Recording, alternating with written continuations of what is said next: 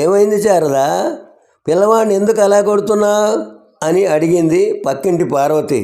స్కూల్కి వెళ్ళి బాగా చదువుకో, మంచిగా చదివితే మంచి ఉద్యోగం, మంచి భార్య వస్తుందంటే నాన్న కూడా బాగా చదువుకున్నారు కదా, మరి ఆయనకి ఎందుకు మంచి భార్య రాలేదు అని అడుగుతున్నాడు. అందుకే కోపం వచ్చి కొడుతున్నాను. గీత: ఏమండి, మీకు రానేనే ఆమెతో ముందే పెళ్ళయిందంట కదా, ఆ విషయం నా దగ్గర దాచి నన్ను మోసం చేశారు బాబురావు.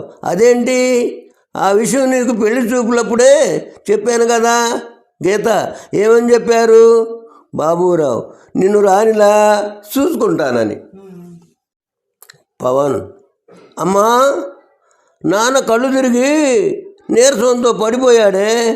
జయ: అయ్యో, నా మతి మండ, ఇవాళ పండగని రకరకాల పిండి వంటలు చేసి యూట్యూబ్లో ఇన్స్టాల్లో పెట్టాను, కానీ మా ఆయనకు పెట్టడం మర్చిపోయానే.